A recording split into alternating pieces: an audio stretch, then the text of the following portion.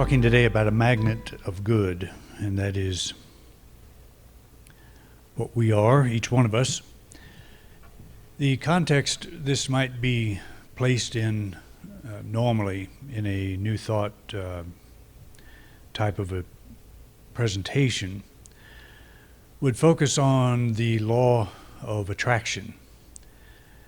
We associate the magnet with that law, and that is that we make ourselves attractive not to all of the kinds of problems that we have in life generally, but we make a conscious effort to change how we see ourselves and work toward attracting something better. And we use several kinds of tools to do this. We used to call it a treasure map. It's now called a vision board. It's a way to put a picture of yourself or picture of the life you would like in, you go through magazines, cut out all kinds of images that you would like to see that are representative of things you'd like to see in your life. In other words, it's a way to create a picture of something positive that you can focus on. And it's a very helpful tool, a very powerful tool.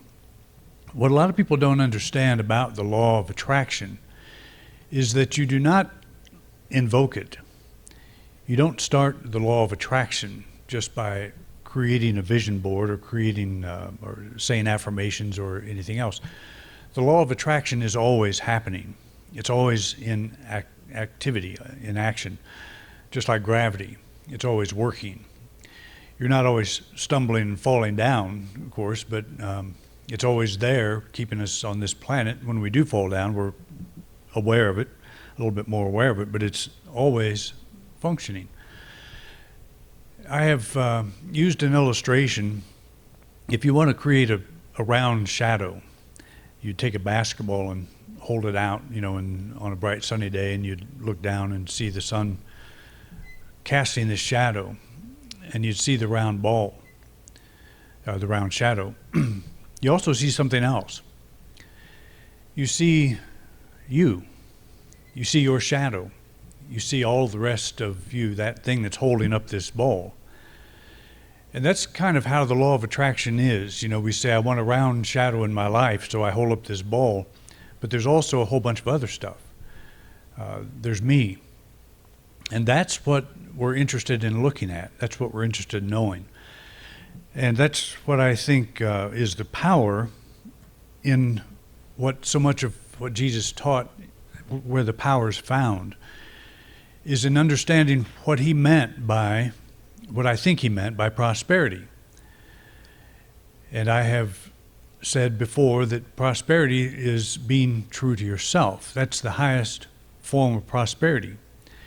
By doing that, and it's not simple because, and we'll talk about this, but by doing this, we don't start the law of attraction. We simply attract something that looks more like us, something that looks more like us at the deepest level. And so much of what we're trying to attract is an image that is not us. It is something that we think would be a successful person. Have you ever wished you were somebody else? You see somebody has some good fortune happen and say, boy, I wish I could do that. I wish I was them. If you watch them long enough, you'll be glad you're not, because everybody has moments where they go up and they have moments where they go down. And most people, I think, all people probably, I can't speak for all people because I don't know. But the people I have observed, I have seen them at high moments and I've seen them at low moments. And it's just very tempting to say, I don't want to be where I am in my life now. I want to be where they are. I want what they have. And so we would form some picture of what success would mean to us coming from this place. So the important thing here, I think, is found, an important principle is found in one of the sayings attributed to Jesus from Matthew, one of my favorites, all-time favorites, I think, in the whole Bible. When he said, "Consider the lilies of the field, how they grow. They neither toil nor spin. Yet I tell you, even Solomon in all his glory was not clothed like one of these." And the clothing is not just a garment, it's the whole being. I pointed out before that in this case, we have a sunflower. It's not really a lily, and it's facing the sun, which they do, just like a radar, if you've ever watched flowers. A fast motion, a sped up video is a good way to do that, but they follow the sun, one of the sources of their good. They know how to do that because they know how to be themselves. That's their built-in essence. But you don't see a flower like a daisy saying, you know, I'd be a lot happier if I had been a rose. If I'd just been born a rose and I was in a cultivated garden in somebody's lawn and they bring me everything I need every day and, you know, all the food I can eat and so on, and I just don't feel like I'm really fulfilled as a daisy. I was born for bigger things. And so that flower would spend its life wishing it was something else or somewhere else. And if you think about how we define prosperity, that's a lot of it. How we think of prosperity. What would it mean to be prosperous? Would it mean to be who I am, where I am, to fully embrace that and to be absolutely happy with that? Or would it be to think of all the things I should be clothed with, and, you know, I should be somewhere else, I should be doing other things, I should be more than what I am right now? And I think if you look at a lot of the prosperity literature, that's what you'll find, the spiritually based prosperity literature. The law of attraction, bring into your life something more than you are now.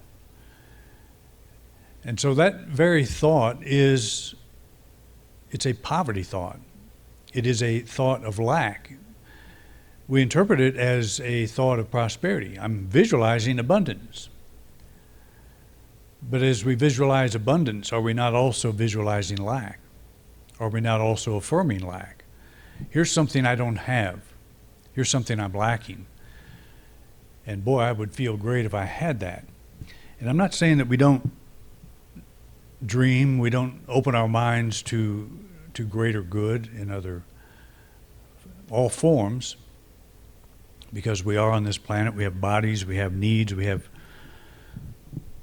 things that need to be addressed. But there is a subtle put down. When I say I'm not enough or I don't have enough, sometimes our affirmations are double-edged swords. We're affirming greater good while at the same time we're affirming lack. There's something we don't have. And that's where the principle of denial comes in, or the principle of release. If I feel inadequate, the first step is not to bring something into my life to make me feel adequate, but the denial is the releasing of the inadequacy. I smoked years ago. Over 40 years ago I quit, and I was up to 2 packs a day. And as a kid, I was a kid, and I remember the first time I was able to inhale cigarette smoke. That was quite an accomplishment. You really have to work at getting addicted to cigarettes. You do. And when you do, you've crossed a threshold into a level of manhood. Look what I can do. What is interesting about an addiction is it soon becomes part of you. It becomes who you are. And I think in some ways I'm glad that I had that experience, because I know what it means to be addicted to something like that. And by addicted, I mean if you wake up at 3 o'clock in the morning and you have no cigarettes, and it's 40 below and there's a blizzard, you'll get up and go buy some. Any of you ever do that? You don't have to raise your hands. Probably all of you in some way. That's an addiction. And I consider that a mild addiction, but it's an addiction. It's where something is telling you what to do, and you're not whole without it. So when I decided to go to Unity Village to classes years ago, I went to a month of classes, and on the way, it was a 60-mile drive. And on the way, I smoked my last cigarette. I said to myself, this is it. This is my last cigarette. And what happened to me is, for the first time, I think, and I tried to quit many times I think I just smoked 7 years, 8 years or something, but you see how good I was at it. Up to 2 packs in 7 years. I didn't just mess around with it. I got right with it. But I smoked my last cigarette, and I had a shift in awareness. And that shift was, I am a non-smoker. I no longer associate with smoking. That's not part of me anymore.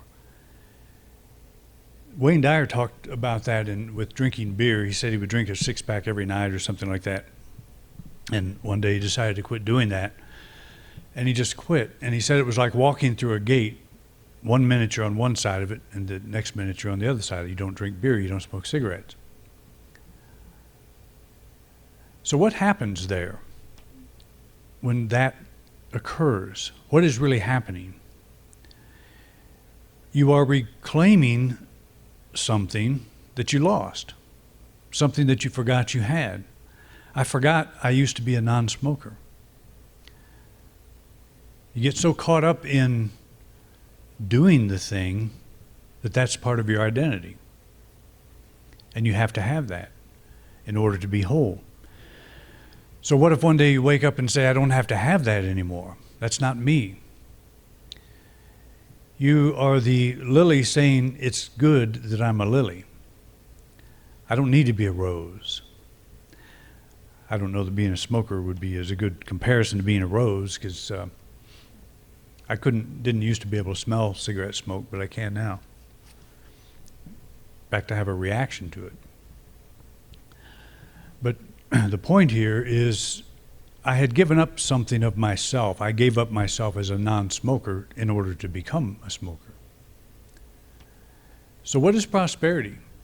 In that case, I thought it was trying the chewing gum, trying the patches, trying all the things that will add something to your body to help reduce that craving. And some of these things probably worked. They didn't work for me. What worked was going to a set of spiritual classes and deciding I'm something more. There's something more in me that I want to pull out. There's something I have forgotten, and that is I'm a non-smoker. And I've said before that this is what recovery is all about. What are we recovering? To recover is to get hold of something that you have but you lost. That's recovery. You once had it and you've lost it. And that's what recovery is all about. I think in any form of addiction, we're simply calling out who we were and who we are, who's still there, but we've covered it up with something else. And you can actually apply this not only to substance abuse, but you can apply it to trends of thought. When you worry, do you think that's your highest self? Is there a person in you that doesn't worry? Is there something deep inside of you that is greater than worry, that is able to rise above worry, or that worry is no part of that deeper self? And the answer is yes, that we were not given a spirit of fear, but a spirit of power and love. And so we're recovering that. And that's what prosperity is all about, I think. It's not about adding things, because the law of attraction, it's drawing to you the circle of the basketball, but it's drawing everything else as well. So that's in operation. You don't invoke that. You don't start that. I have said that the law that precedes the law of attraction is the law of expression. And that's that moment when you reclaim yourself as a non-smoker, a non-drinker, a non-worrier, that you can actually grasp that truth. You know, when you were a little kid and you saw your parents maybe in an argument over something and you maybe knew a little bit about what they were fighting about, and you wondered why.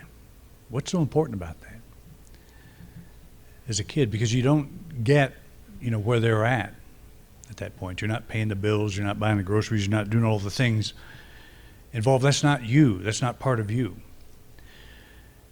And we have never lost that part. We have never lost that childlike part. Become as a child is what Jesus said. It's not become childish, but become childlike. That is, get back to that non-smoker, that non-drinker, that non-worrier, that part of you that is greater than that which is in the world.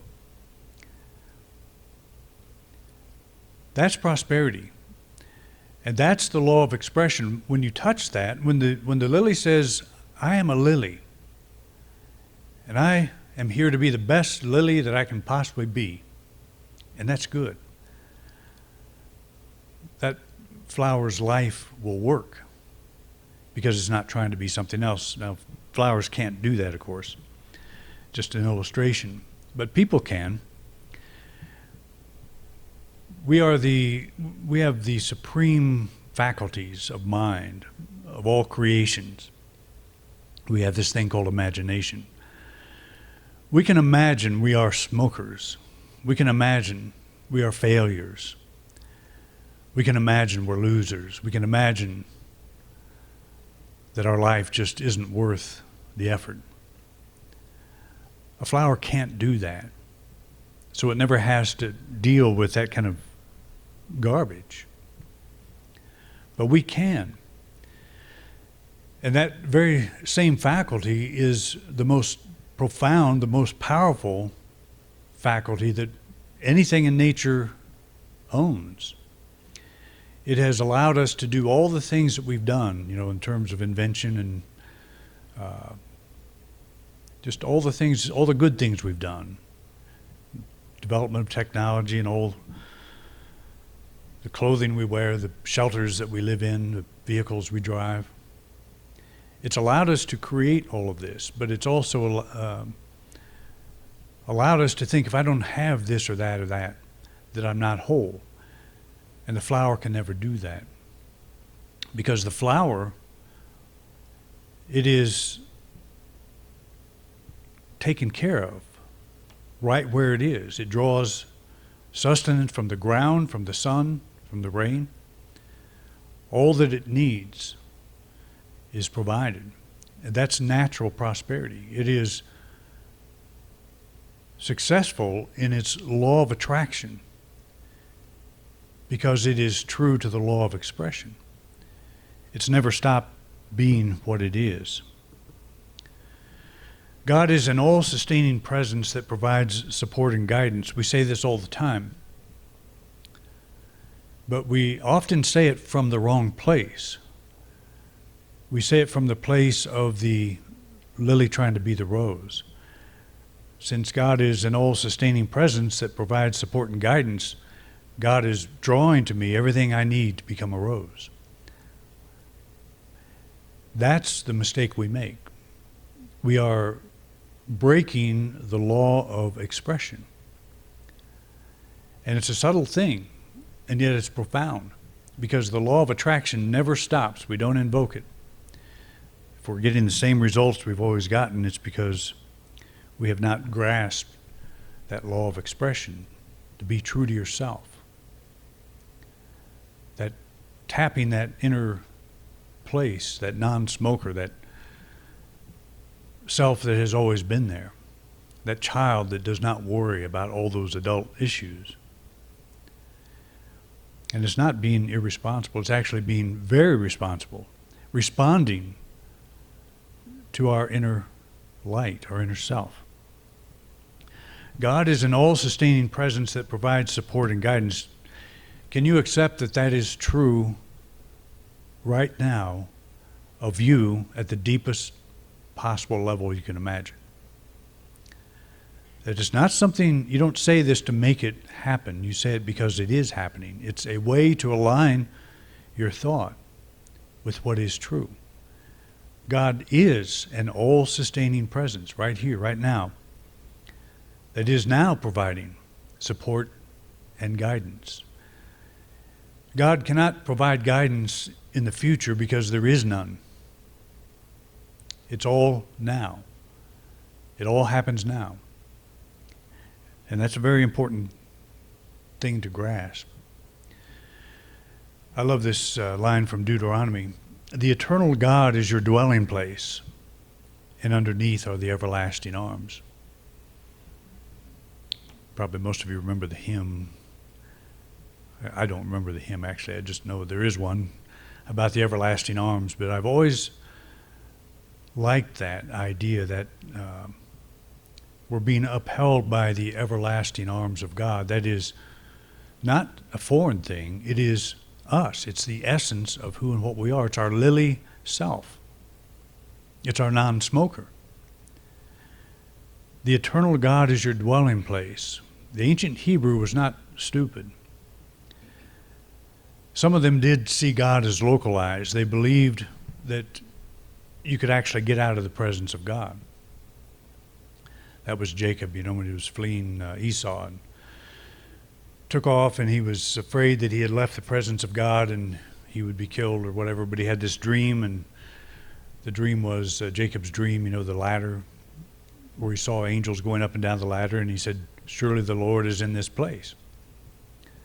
He woke up with that realization, and that was a profound evolution in Hebrew thought, who believed you could actually leave the presence of God because God dwelt either in the oaks of Mamre or Mount Horeb or someplace, in a place.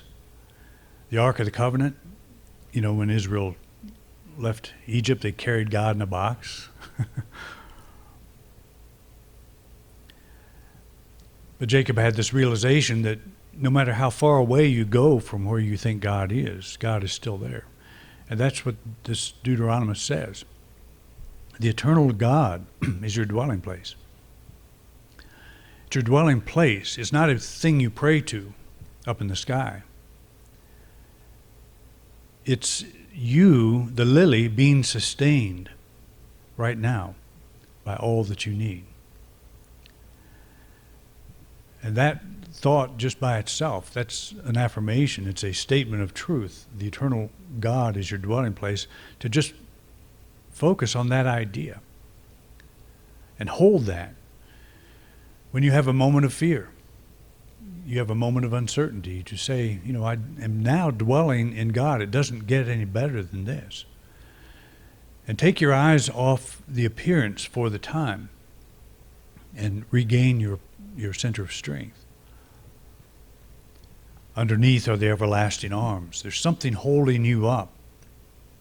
There's something holding up that lily. Even Solomon didn't accomplish as much in terms of being natural, being real, being taken care of. And Solomon was quite wealthy. We feel alone, cut off from any source of support and supply when we start thinking that our good comes from external channels. And we all understand what this means. If you have a financial need, money's not going to come somehow manifest out of your inside of your being. And you don't want to pretend like you don't have a financial need. But what does it mean to be supplied from within? It's that law of expression, that I am in the eternal God. I abide in eternity, in God at this moment. And that which I need is coming forth. And that doesn't mean, again, that money's just going to pop in out of the clear blue sky. But it means that you will be inspired with a new idea or a new thought of some kind, And one of the most important kinds of thoughts is just one that says, I know everything's working out. You move from a place of reactionary fear to a place of knowing it's all working out. And you change and you find your center of power. And you're able to approach that situation from that place. And your world changes in that moment. How do you know your prayer is answered? By how you feel, by the peace you feel. And if you don't think that's good enough, then you may never get the thing that you really want. If we don't know how to tap into our source right here, right now, in the midst of whatever problem we're going through, where we pull ourselves back from all of the appearances, and I'm not saying deny or pretend it's not there. We know that doesn't work either. There's a whole spiritual community that will do that. I have known ministers that were so deep in debt with their credit cards because they wanted their congregations to think they were practicing prosperity. And that's not exactly what we're talking about.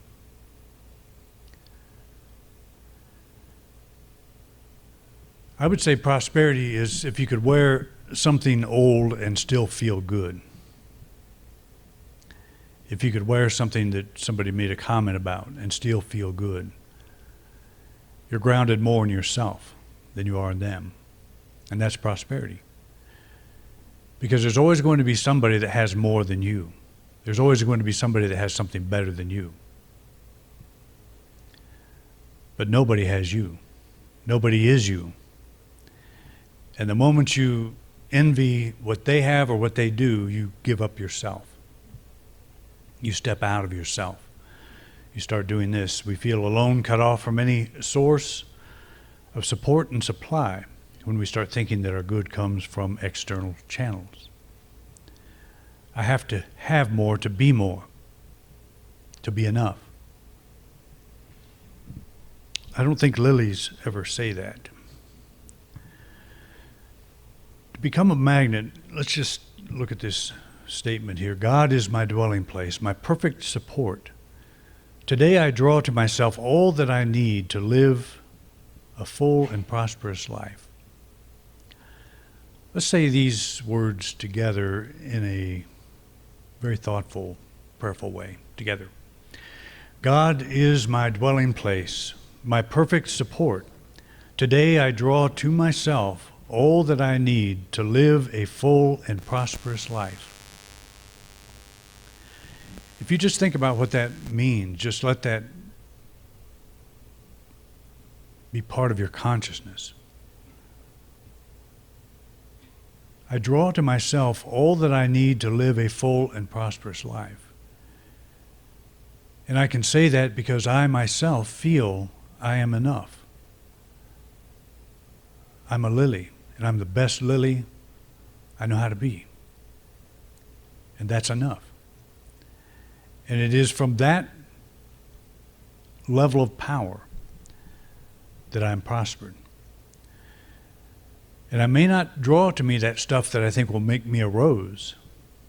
I may have to give up some things. I may have to rethink the way I've been thinking. And that's all right.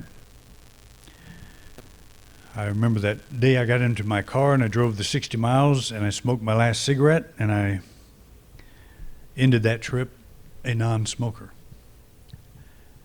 I recovered something I had lost. But it had always been there.